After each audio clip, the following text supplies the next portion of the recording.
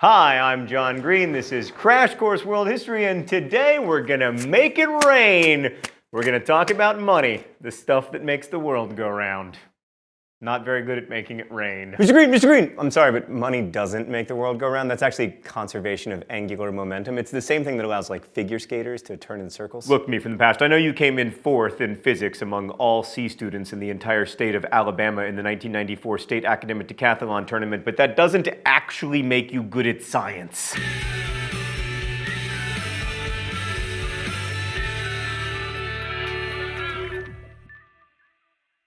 So here's what economics textbooks say about money. In general, it has 3 functions: medium of exchange, unit of account, and store of value. And its first function is by far the most important. Like, this is a quote from my actual physical high school econ textbook. In primitive economies, food might be traded for clothing, or help in building a house might be exchanged for help in clearing a field. But exchange today in all economies, market as well as command, takes place through the medium of money. A couple things about that quote. First off, primitive is a cringy word. Secondly, a market economy is like, basically all economies these days, and a command economy is what we called the Soviet Union's economy back in the 80s. Anyway, money is very important to history. Like, our old friend Adam Smith thought that, quote, property, money, and markets not only existed before political institutions, but were the very foundation of human society. Yeah, he was pretty into economies, so he was probably a little biased toward money, but it is important. Smith also thought that before there was money, there was barter, but barter could be cumbersome. Like, if I make cheese and you make shoes and you're lactose intolerant, then barter breaks down because I need shoes, but you don't need cheese. Then I have to live like a hobbit. I get this very powerful ring. It's like really stressful. I end up having to go to Mordor. It's just very complicated. So Smith's idea is that rather than adapt to shoelessness, humans created a commodity that they would agree upon ahead of time could be used in exchange, and that commodity is money.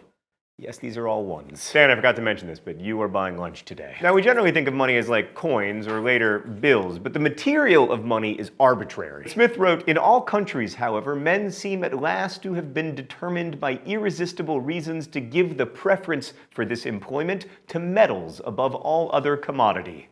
A sentence that shows you why we didn't teach him in Crash Course literature. But of course, it's really inconvenient to weigh and measure metals every time you want to buy or sell something, so people hit upon the idea of making coins with a standard size and weight. Now, Smith is probably right that coins are much more convenient than bartering, right? Like, especially if the main store of value in your community is something like cattle. I mean, let's say you still need a pair of shoes. Well, they aren't worth an entire cow. Trading in partial cows, fairly messy. It's also very bad for the cow's health, and the cow loses a lot of its value because, it's no longer living. So that'll make sense, but it's problematic when Smith universalizes that observation by claiming that as a matter of convenience, every prudent man in every period of society must naturally have endeavored to create money. Smith, man of the Enlightenment that he was, is positing that the creation of money is part of human nature. Like in the 2nd chapter of Wealth of Nations, Smith explicitly says that the division of labor is the, quote, consequence of a certain propensity in human nature to truck, barter, and exchange one thing for another. But yeah, no, what made sense for 18th century city and town dwellers like Adam Smith doesn't necessarily apply to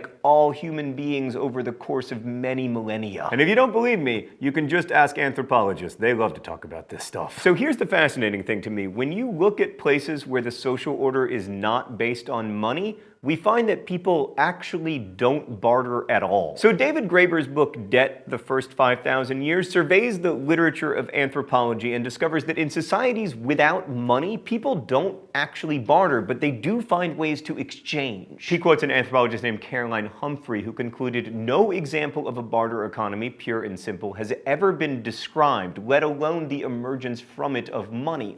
All available ethnography suggests that there has never been such a thing." Now, that's not to say that barter doesn't exist or that it never has. I mean, I just traded Stan 2 copies of my book, Paper Towns, for the candy left in this piñata. Big money, no whammies.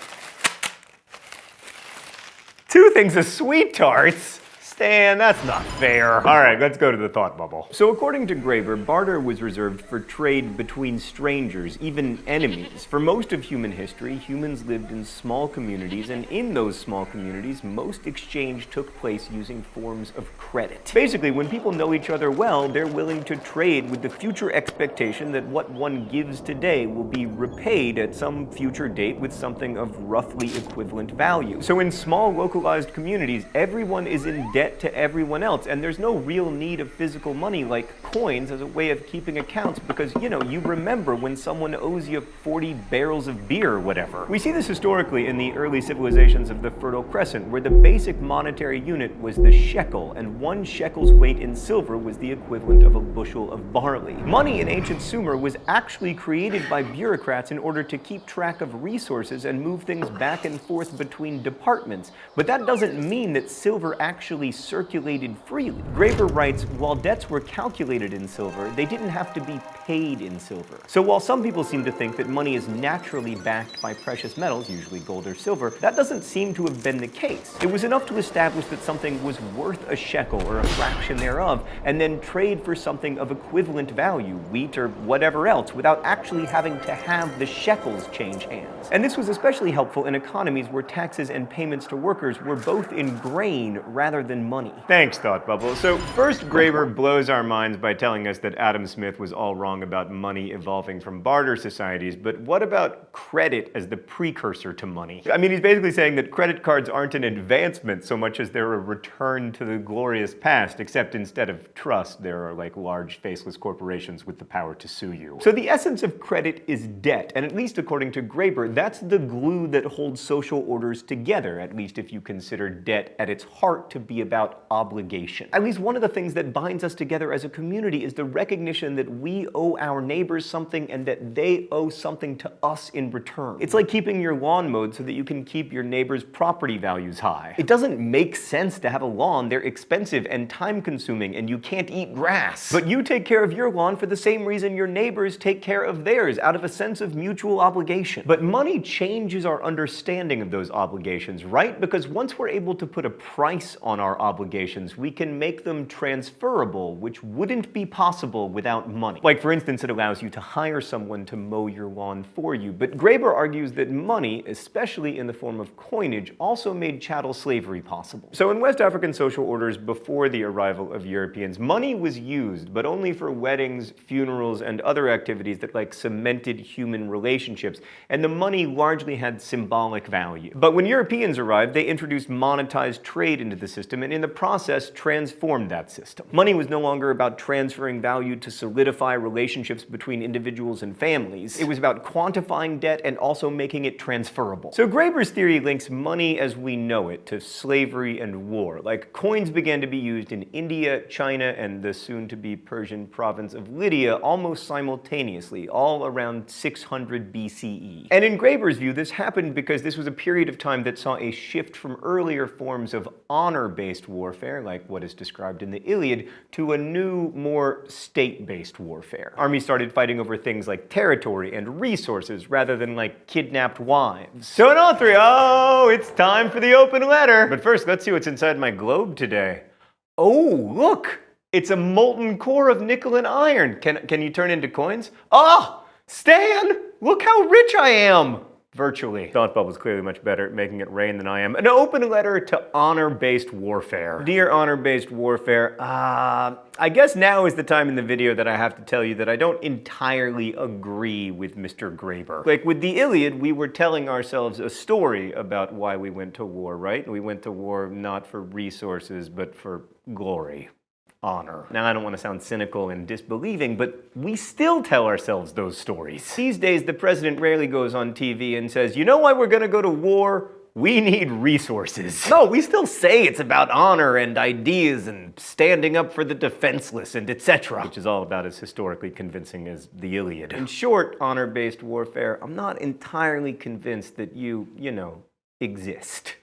Best wishes. John Green. Anyway, so in all three of these governments, in India, China, and Lydia, they were pretty small scale, especially compared to the empires that would soon come. But they built their power on professional armies that needed to be paid, and coins were a great way to pay them. It just works much better than like trying to split up the plunder among everybody. The plundering method of payment is just like a garage sale. The people who get there early get all the good plunder, and then the rest of the people, they're just left dividing up, old clothes. Also, in Graeber's view, states began to encourage the use of coins because of the uncertainty of war. Like, violence creates uncertainty for merchants and decreases the likelihood that they will accept payment in the form of some kind of trust-based credit arrangement. And soldiers aren't known for accepting credit as payment either because, soldiers are keenly aware that they might die soon. So according to Graeber, this combination of war and state building led to the rise of coinage. And then in order to keep paying soldiers, rulers like, say, Alexander the Great needed to continue their conquests. So you need an army in order to have an empire, and your army only likes to be paid in coins. Now you can seize some sweet, sweet metal plunder, then melt it down and make coins, but with an empire-sized army, that's not gonna cut it. You need more silver. Where are you gonna get new silver? Mining. No, Stan, not miming. I said mining. Don't ever put mimes in Crash Course again. So now you need a steady supply of miners. Fortunately, you've conquered a bunch of people, so you have lots of prisoners of war.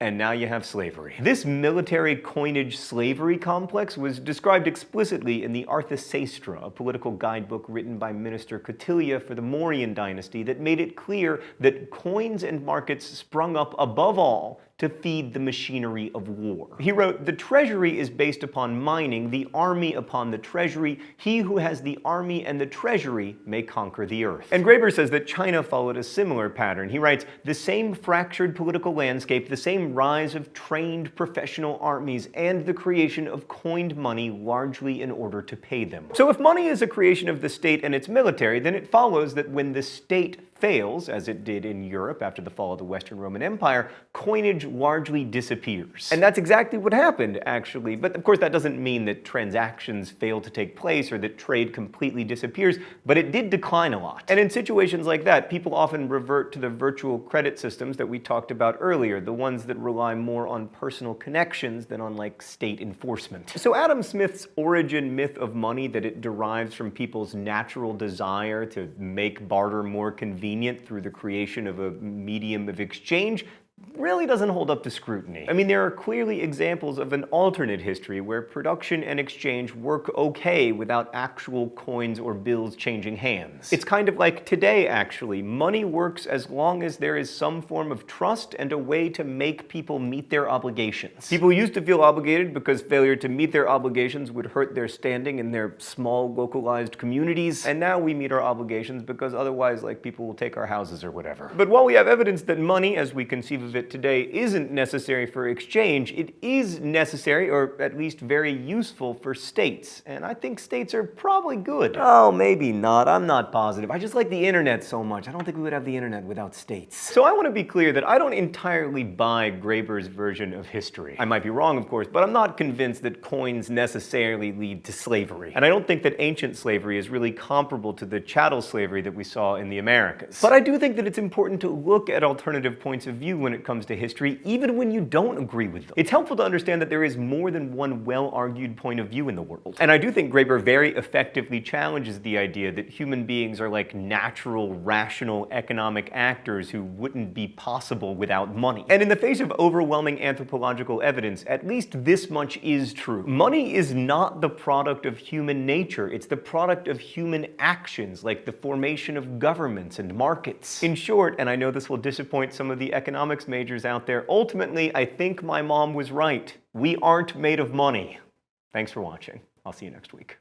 Crash Course is made with the help of all of these nice people. I didn't want to do the credits without my globe, and it exists because of your support through Subbable.com. Subbable is a voluntary subscription service that allows you to support Crash Course directly. We want to thank all of our Subbable subscribers, and thanks to everyone for watching.